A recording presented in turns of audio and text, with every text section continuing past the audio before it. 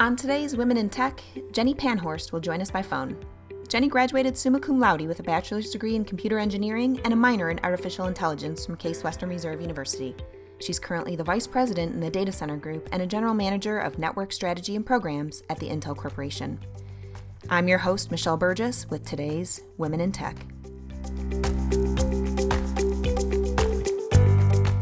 Jeni's always been a strong advocate for causes in education and women in technology, and she was someone we were eager to interview as an important figure in the field that we could learn from. Today, you'll hear about her role in tech, her pathway, and she'll share advice for those looking to enter the field.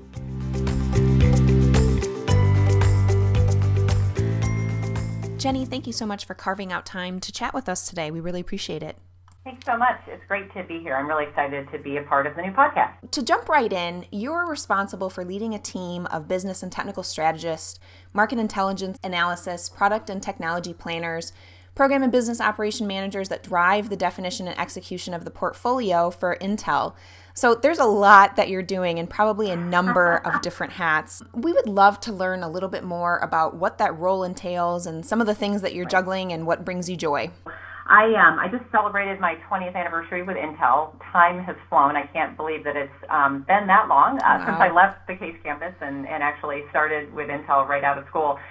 So I spent the last several years of my career in the network business at Intel.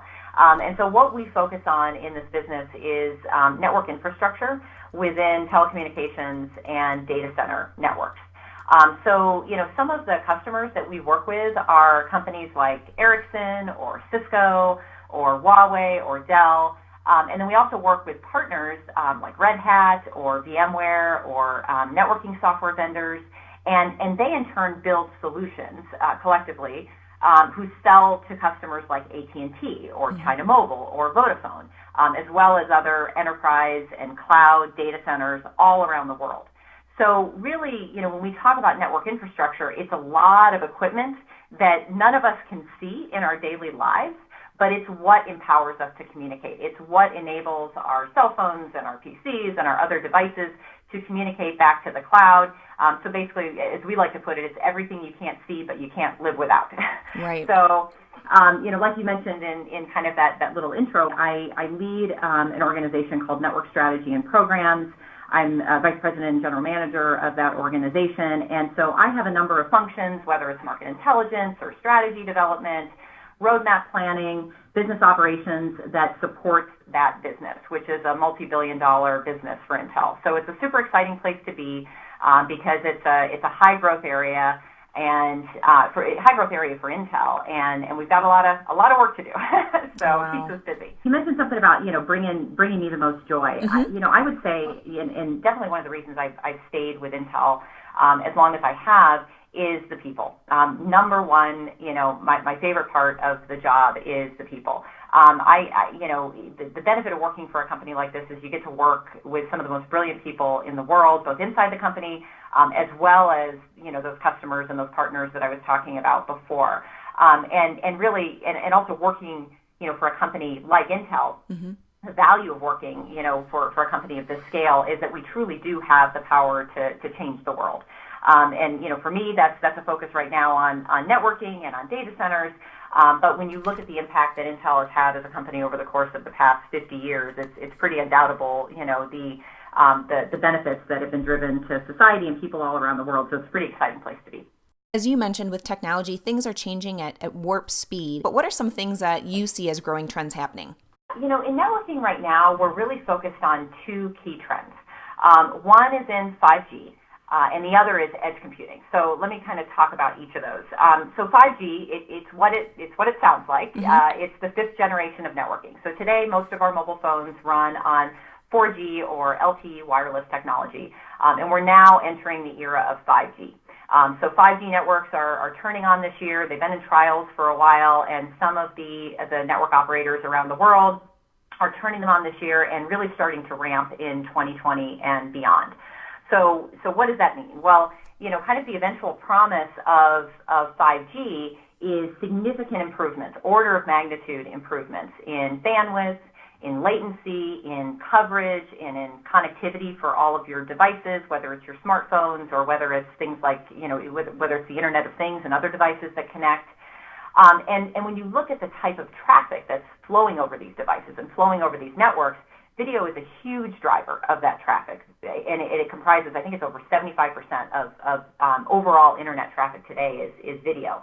So a lot of the initial use cases that will be important in the 5G era are things like 4K and 8K video, being able to download full movies in the blink of an eye, live video being increasingly important, two-way video, and things like cloud gaming, where there's a lot more interactivity of the users being able to take advantage of entertainment types of capabilities, and with cloud gaming and with esports. But then what ends up happening is that over the years that will ensue beyond that, massive IoT or Internet of Things connectivity, and also capabilities like ultra-reliable, low latency will be built into 5G networks, and this starts to enable a lot of use cases like smart transportation and smart cities, smart energy, smart agriculture, remote industrial control. The possibilities are really endless. And so, when you look at 5G, it's really the promise of bringing all of those exciting use cases to both consumers and businesses worldwide. So it kind of goes hand in hand with the other trend that I wanted to talk about, which is edge computing. And so, what we talk about when we talk about the edge is it's really about data, and it's really about bringing the ability to process data as close as possible to the places where the data is being gathered by those devices. So, you've got data growing exponentially, and it's just simply not economical to transfer all of that data back to the cloud or back to centralized data centers for processing. It costs a lot of money, and very often you need decisions based on that data faster than it would take to move the data there, do the processing, and get the decision back. So increasingly, computing, which includes things like artificial intelligence and machine learning, will need to move closer to where that data is gathered and where all those devices and things are connected to the network. And so what we're focusing on as part of our edge computing initiatives is enabling all those use cases that I talked about before by partnering with those customers and other partners across the ecosystem to build out this capacity for edge computing. So it's really, a really exciting set of trends to be involved in. Very cool. You mentioned some of the Internet of Things, which I know people are really excited about, especially here in Cleveland. There's a lot of cool initiatives that are going on. And of course, a decade ago, things like that didn't exist. And so what are some things or some skills that you find that you really tap into as you're on the cusp of these new initiatives and new markets where you're able to keep up and have the bandwidth to learn and grow from these new things? So many different fields of engineering, you're developing a depth of technical skill sets that are really critical in all of these different areas that I discussed. Mm-hmm. But I think there are a couple of core, I guess we could call them soft skill sets that are really critical in growing and learning, like you were saying, and being able to really innovate and solve some of these problems that we're hearing about from the industry and from customers. And so I think that the first one really just is around problem solving, right? Mm-hmm. No matter what kind of engineer you are. One of the best tools that you have in your toolkit is problem-solving skills. And really what that is, it's a mindset, right? It's a mindset to experiment and learn and fail and learn again and fail and iterate until you get the answer that you need that solves the problem at hand. So you definitely need it if you're going to be an engineer. But really what I find is that engineers often make the best business people because you also need excellent problem-solving skills in order to solve business problems. So problem-solving skills are absolutely critical. The next is really just learning. And I'm not ashamed to admit that I'm a total nerd, and I love to learn. And fortunately, I'm in a job where I learn every day, and so that's a benefit that I get. But I go out of my way to learn even beyond that. When I'm at home, I watch documentaries, I read nonfiction books. I listen to a lot of podcasts, so it's exciting to be on one. But it's honestly not a day goes by, even not an hour goes by at work when I'm not learning something new. And really, like you said, the world is changing at a breakneck pace. The things that I'm working on now, many of them didn't exist when I came out of school 20 years ago. So it's really critical to have a growth mindset and to be willing to adapt your perspective based on what you're learning. And I think that really goes hand in hand with just very good listening skills. Any business or organization that you work within or you work with, it's just people. It's made up of people, each of which bring their own multidimensional perspectives to any situation. So the more you seek to listen and to understand their background, their views, their motivations, the more quickly you're going to be able to find common ground to tackle whatever task you have at hand. So, and then specifically listening to customers is super critical to ensure that you're building the right products and solving the right problems. Jeni, with some of the learning that you're talking about, and some of it's done on a personal level and some of it's done on a professional level to learn and grow, what are some of your go-to resources? Like are there certain blogs that you like keeping apprised on, or certain magazines or trade pubs? Like what would be some good resources that our students should be following? It's important, I think, to kind of keep abreast of, general publications and resources, but then also some things that are industry specific. Mm-hmm. So, some of the business publications that I, keep an eye on are, things like the Wall Street Journal, websites like Business Insider. I get several emails from them on a daily basis. Harvard Business Review, I think has, a great heritage of learning from case studies, learning from stories, and they publish a lot of really great research that they've done in their business school. I think in terms of technology, there's so many resources that are out there, whether it's something like Wired, which is a little bit more, kind of pop tech publication, some publications that are a little bit more technical, like EE Times. Those are resources that I find valuable. But then in the networking industry, I focus on some of the industry-specific publications as well, or websites. So things like Light Reading, Fierce Wireless, Fierce Telecom are really critical for just keeping abreast of what's going on in the industry. But I mentioned I also like podcasts, and so I actually love interview podcasts. They're my favorite. And I love hearing about the stories of founders and leaders and experts in the industry. So one of my favorites is How I Built This, which is from NPR. And then another one is called IdeaCast from HBR, from Harvard Business Review. So I think that those are really great. But I think it's also important to really, it's good to get the bite-sized, article-sized types of insights, but also to really dive into topics as well with some of the great nonfiction reading and business books that are out there. And a couple that I've read recently that I found valuable were The Culture Code, to learn about how to build really high-performing cultures and teams. And another one was around multipliers, so really finding a way to amplify your impact in the work that you do. Great. We'll make sure to make note of that and to share those resources. Jeni, I want to take a moment and kind of zoom in a little bit on the lens of with you being a female in the field. Many of our young women understand that there's going to be some potential challenges with being a female in the industry. Are there any obstacles that you've had to overcome or situations that you had to address due to being a female in the field?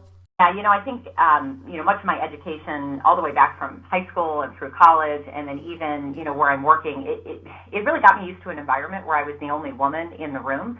I was the only girl in several of my, my high school classes, one of only a half dozen or so female computer engineering majors in my year at Case. In my early career, when I first became a team lead, so kind of my first foray into management, it was a team that was comprised of only white men who were 10 to 20 years my senior, with wives who didn't work outside the home. So, I had tremendous support from my boss and actually the people on my team, but it was very clear that I was different. And what's interesting also is that even at a company like Intel, which has been significantly growing its representation of women at all levels, I actually didn't even have a female manager or direct female peers until literally 15 years into my career. So, now even despite all of that, I really don't feel like I've ever been a victim of overt discrimination. Mm-hmm. But I also often joke that, I either have a very thick skin or I'm oblivious to things that are happening to me. So especially early on, I didn't always notice some of the more subtle, micro inequities or microaggressions that would occur. And what I've learned in kind of talking to people over time is how much they've been, hurt and harmed over time by repetitively, kind of being victims of many things that occur on a regular basis. Things like being interrupted or talked over, even if you're someone who's very assertive and isn't afraid to express their views. or someone else taking credit for an idea that they've shared. Or even just being in situations where people might go out of their way, during introductions to shake the hands of the man in the room first because they might assume that that person is in charge. And so, I've tried to become more aware of when this happens to myself or when it happens to others. And I've tried to kind of go out of my way to be intentional about correcting the situation. So if I notice someone getting interrupted, I try to ask an intentional question to draw that person back in and make sure that their voice is heard or that they're getting credit for an idea.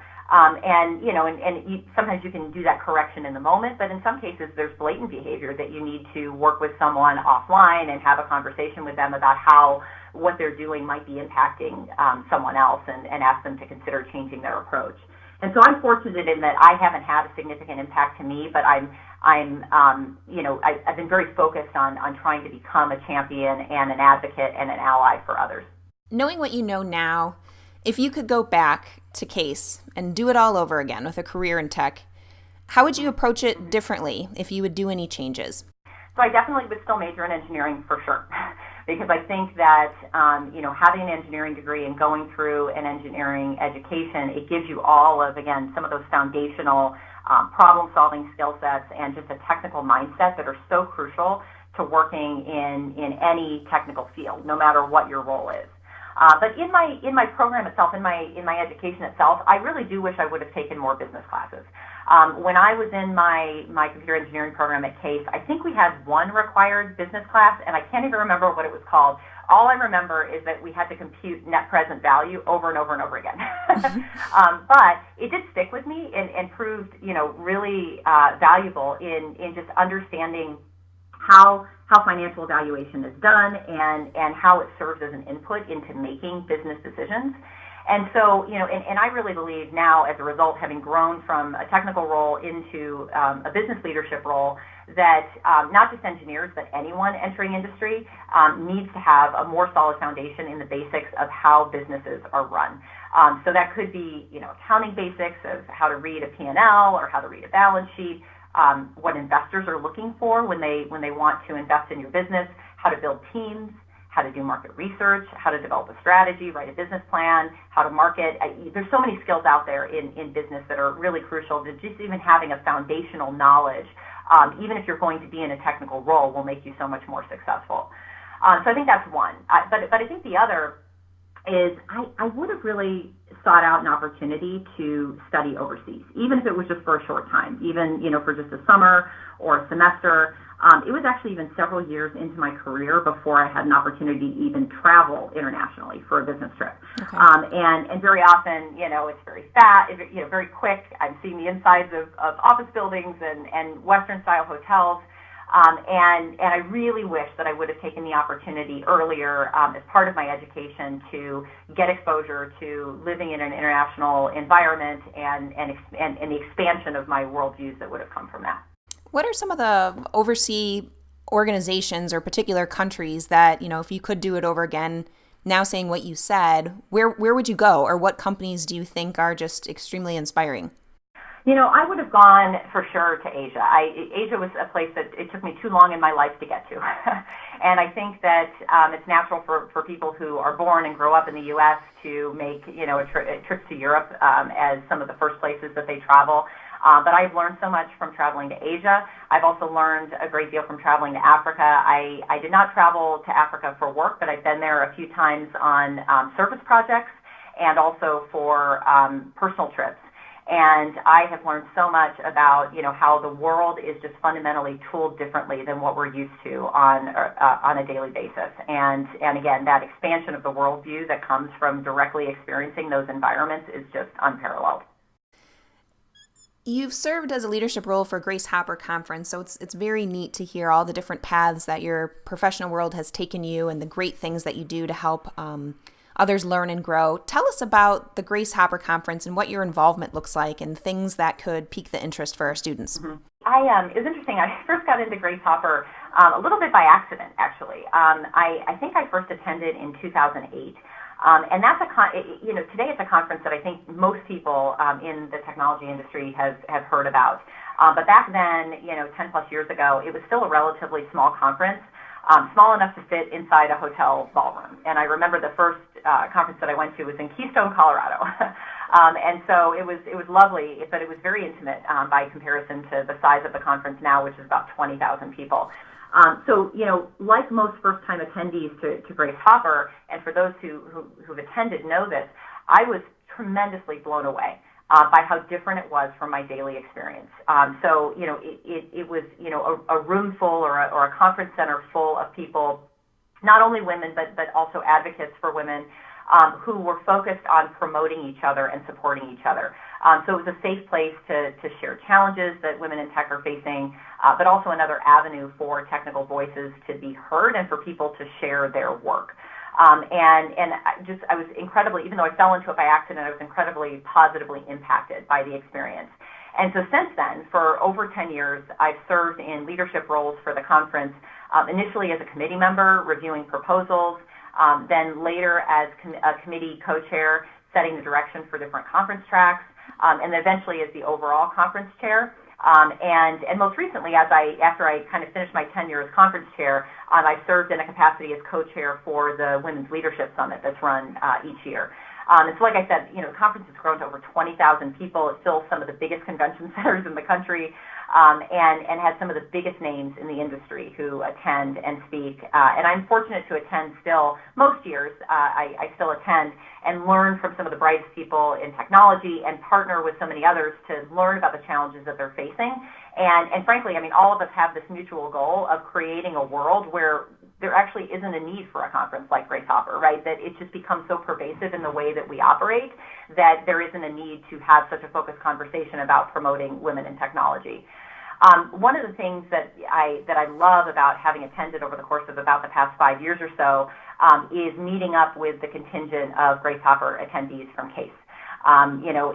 It's great that, the CASE Alumni Association and the School of Engineering, as well as several outside donors, have started financially supporting these students to attend every year. I actually, way back, 20 plus years ago, when I was at CASE, I actually got my job at Intel in part as a result of attending the Society of Women Engineers National Conference. Wow. So I can definitely attest to the fact that this type of support makes a measurable difference in students' lives. And I've seen several of these women who I originally met as undergrads at Grace Hopper go on to do amazing things in their early careers. And so I'll do a shout out to those involved at CASE and also the donors who participated in being able to make it possible for these students to attend this conference, because it really does make a difference. Any other thoughts or advice for students at your alma mater that you'd like to share? One of the things that I've loved about meeting those students at Grace Hopper each year that are coming from CASE, and just generally about the generations of students who've come after me in the 20 or so years since I graduated, is that no matter what field, they're even more focused on the why of their chosen career path. Technology is a wonderful thing, but it's rarely the end. It's really an enabler or a means to solve bigger problems, whether those are problems around education, around the environment, around independence, empowerment. And so what I think is really crucial, and what I try to tell my kids who are not quite at college age but approaching, and I've got one high schooler and one middle schooler, is to really find the why behind what they're doing. Find the why first, and then focus on the why. And really, use whatever you're learning. In this case, folks at CASE, it's very often an engineering education, but use that capability that you're developing to fight for your why.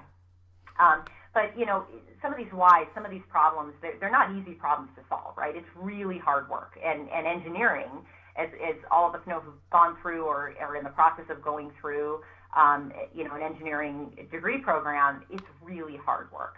And I know that many of you have seen others around you quit or decide to take a different path, decide to move to a different field. I know I felt like quitting at times, and perhaps you felt like quitting at times as well.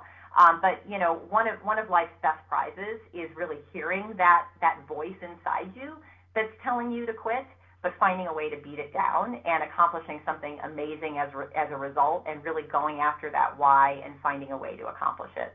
Jeni, thank you so much for the great reminder that we all need to keep in mind and ask ourselves the why question as we're all on our path in this field. Thank you so very much, Jeni. We appreciate it, and we look forward to you being a future guest again. All right. Thanks so much.